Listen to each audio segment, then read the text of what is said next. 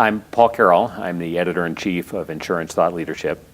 I'm here with Ron Fowler of Oliver Wyman, and we're really talking about data and sort of where we go from here with data and analytics.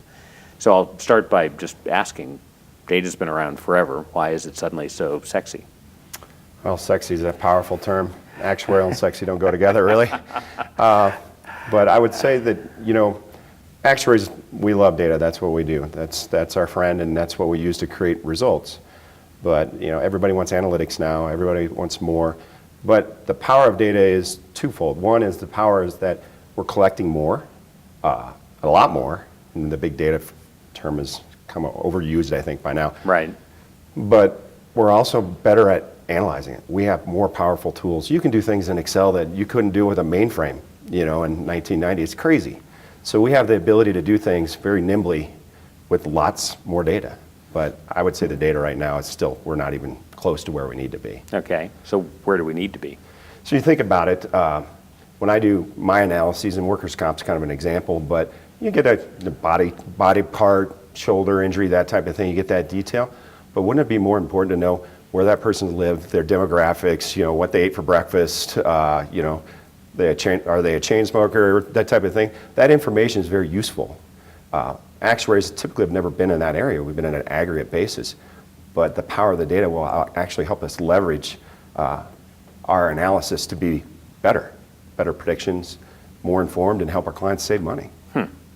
So I assume part of this is modeling, right? I mean, you can think that maybe cigarette smoking has an effect, but you have to model it and then test it and go from there, and then somehow turn all this information into some sort of form so people can act on it. Is that right? Absolutely. Leverage the power of the data.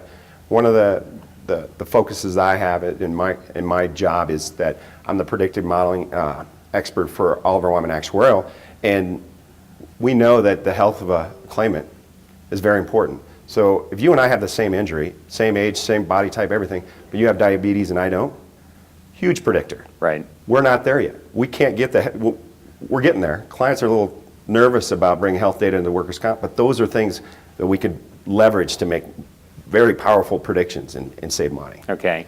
And in terms of delivering that information to me, if I'm the client, am I getting a report, or how am I able to manage this stuff in real time? So the focus I was talking about is kind of predicting large claims. There's many applications of predictive modeling.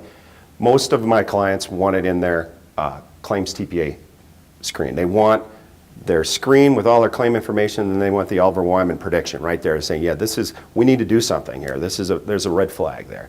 So it's delivered as a formula, kind of a scoring mechanism, and it's inserted into their day-to-day. Do you have a favorite example of some client that has really done a good job of using the predictive modeling, the data, and so forth to start to lower costs or do something else to produce a really good outcome? Yes, I have a client, it's Dean Foods in Dallas. I've worked with the risk manager, Joe Harris, and worked with her for 10 years now. But we were able to take a predictive model, and this was more of a resource play, but basically tell them, you don't need 5 people, you only need 2. Because you only have 2, you only need to look at these 800 claims versus all 200 or 2,000. So we were able to do that, but then they dropped their loss pick by 20% in 1 year. I'd like to take credit for all of it, but I think there's some other things going on there, but it helped. Okay. So, yeah. So how do we get there from here? Is it a technology issue? Is it an adoption issue? What has to happen? Well, the good part is that people are wanting it now, right? 20 years ago, I'd do an actuarial analysis, report it to my client, the eyes would roll back in their head 2 minutes in. Now they're asking me for 10 things in addition to that. They want the report, they want everything else.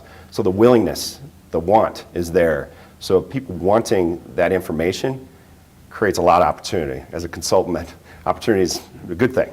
But also now we have more data. I still think we can do a lot more. We can capture a lot more information. And we also have more powerful tools. The problem we have is we have actuaries who spent their lives doing reserve analysis and very basic calculations.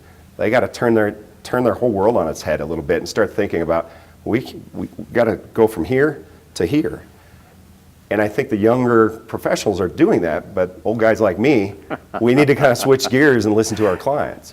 So it's both the consultant and the client, kind of coming together to say, yes, I need this, And then also, there's always got to be a bottom line. There's got to be some savings. So Sure. creating that. So I think better data capture, better tools, and more open minds, I would say, probably.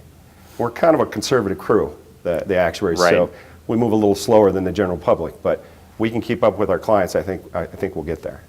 I had the pleasure of interviewing Peter Drucker a couple times, and he told me that people don't change, they just die off and get replaced by the next generation. So I hope that doesn't happen here. As actuaries, we can probably tell you when that's going to happen. Yeah, exactly, and Peter's dead, so. So anyway, thanks very much, Ron. Yeah, no problem. Thanks for having me.